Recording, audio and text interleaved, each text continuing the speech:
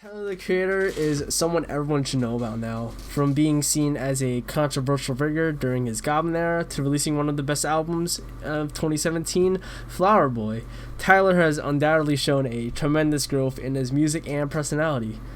At first, people felt ashamed listening to him because he was telling about controversial topics, and people usually saw him as this edgy person who just really wanted the shock value.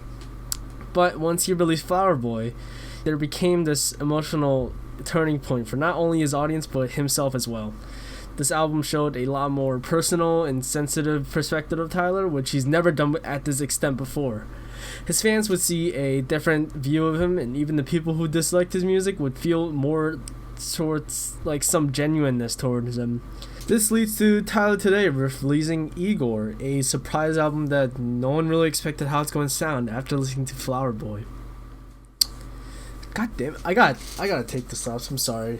I've been wearing this all day. It's making me sweat. First expectations that people had was, what is Igor going to sound like? Is it gonna pick up from Flower Boy? Is it gonna have the same style as Cherry Bomb? Or is he gonna do something that he's never done before again? Well, it's kind of all that mixed in. Ever since releasing his first solo project, Bastard, you never really knew what Tyler's going to bring out, and I think it heavily applies here too. Starting off with Igor's album, it sets up the mood for the whole entire album, warning you what it's going to sound like in the next 10 to 12 tracks. Distorted, amped up bass and drums with very melodic and spacious chords and vocals makes Igor sound something like Flower Boy and Cherry Bomb together. And I have to say something about this album, and it's its production. Tyler is aware that he established a new sound in discography to the point where it sounds more of like soul and even anti-pop more than hip-hop. During my first listen, it was difficult to tell whether he used a sample or not, and because it just sounded more from something from the 70s or 80s.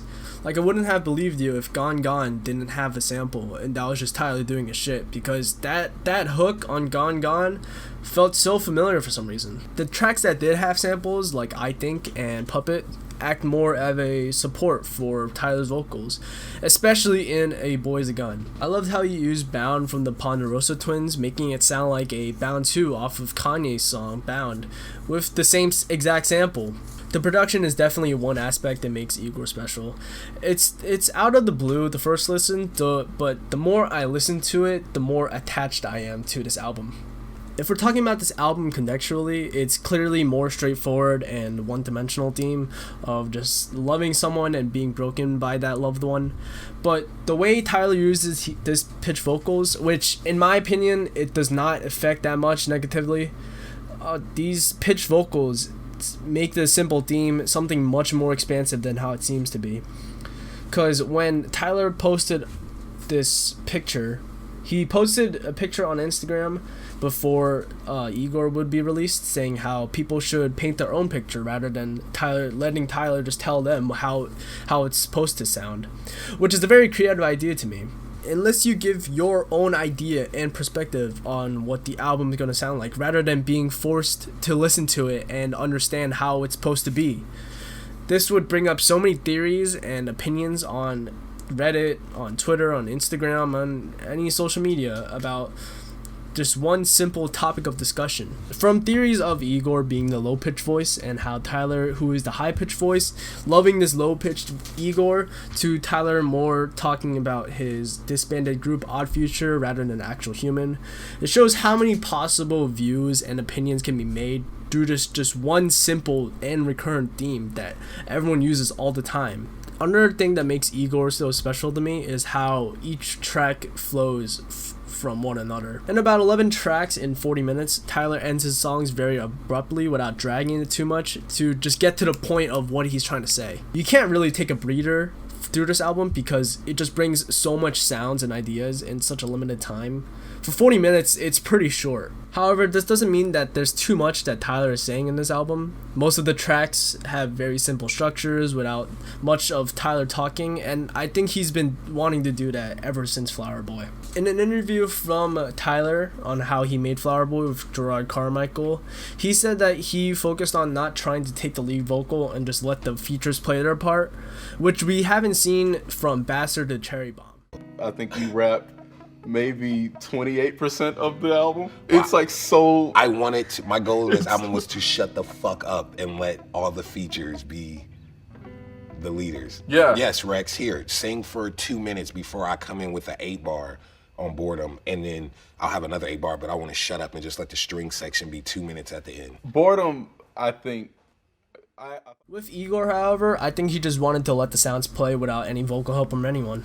I can see why most people think this as a follow-up of Enjoy Right Now Today off of Flower Boy, where it's just an instrumental playing with very subtle vocals from Pharrell. I feel like Tyler is telling his audience and longtime fans that you don't need an album with someone just talking for 3 verses every track to just consider that an album. An album can just be purely based off the sounds generally. And I think it seems that Tyler is satisfied with releasing Igor just to show his fans that what he means by it. I'm not saying that he never raps in this album. He raps, of course, but compared to like Wolf or Goblin or Cherry Bomb, it's never usually as much as before with like 3 or 4 verses in each song. There are a couple of vocals that Tyler performs that in my opinion seem very faint, because I wish that Tyler would find a way or just learn how to harmonize his vocals, because he doesn't really do that much unless like a feature is in play, but he knows his strengths and weaknesses and he definitely fixes his problems off of Flower Boy. But I still love how he uses his natural voice, because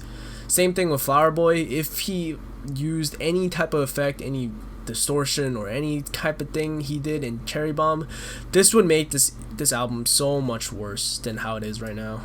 I also appreciated how he didn't list the features on the track list, or at least on Spotify, because it gives the audience an first expectation on who's gonna be in the song. It's like a surprise. It's like you gotta find it out yourself.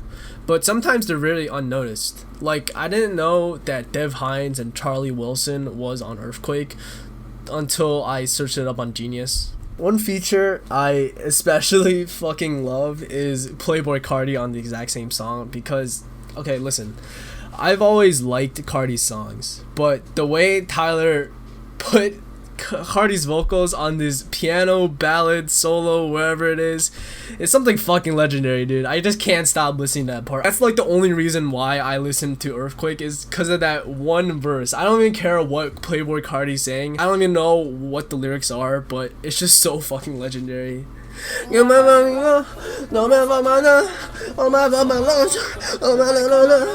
she wicked, Lavo Vicky. Oh my god, down the titty. Fall in love. That shit was a fucking selling point for me, and honestly, we need more of that from Playboi Carti. Please. I'm gonna list out some of the songs that I really like in this album. One of them definitely being Earthquake, which I just talked about like fucking 5 seconds ago. I think was really nice. I think has his bass line where it sounds somewhat similar to that Daft Punk song, harder, better, faster, stronger, blah, blah, blah, blah, blah, blah, blah, blah. New Magic Wand is definitely up there with its grimy ass beat, and Tyler just going at it, just aggressively going at it. It ends off the second half with like a soft, very soft synth. Honestly, at the first half, it's definitely a mosh pit song. A Boy's a Gun lyrically is another great song on the album. The title track, A Boy's a Gun, saying how the boy is a gun, he's gonna shoot you down, just how he said on the hook. As I'm editing this right now, I just realized that I don't really think I explained the title that much, so I'm gonna say it in more depth here. What I mean about the title track being A Boy's a Gun is that I mean that the person that Tyler is romantically into is like a gun, and how a gun represents both safety and danger. Although Tyler is into this loved one, he still feels uncomfortable being with him, of how dangerous the consequences will be the longer they stay together. Each verse has different feelings from Tyler towards this loved one, ultimately contradicting his feeling about this relationship. Saying to the person, the irony is that I don't want to see you again, and then just repeat the lyrics of stay the fuck away from me, shows that Tyler is stuck in this situation, from how he still wants to be with him despite the fact that he is just as dangerous as a gun, and how it kills you in a matter of seconds. Yeah, that's pretty much what I meant by the title. There's this one lyric that he says that sounds something Kanye West would say. Let me find it. How come you the best to me? I know you the worst for me. Boy, you sweet as sugar, diabetic to the first degree. Like that song, that one specific lyric sounds like something from fucking Bound 2. Which is the same exact sample from Boys from oh my fucking god. Another song I want to point out is What's Good. Same thing with New Magic Wand and I guess Igor's theme. It's one of the more aggressive tracks on the album with its heavy and distorted bass and drums, and as I said before, very melodic and spacious chords and vocals. And in the lyrics in this one, he's rapping into this, but he's also very self-aware of what he's saying and how he's saying it. And with the closing track, Are We Still Friends? Even though it's just like 90% of the actual sample from Al Green, just how Tyler put his vocals in this makes it my top 3 favorite songs of him of all time. Like on all of his discography, this one song has already made it up in the top 3. Oh, I fucking love this album, dude. I don't have anything else to say. He clearly improved so much just from starting off a Bastard, and his career just grew so much, and you can clearly see it too. If you listen from Bastard and then to Goblin and to Wolf to Cherry Bomb and Flower Boy, and then here you can see the growth of him, just like of just Tyler in general. He sticks out to so many people, and he's now like known as like a just culture figure, which is fucking.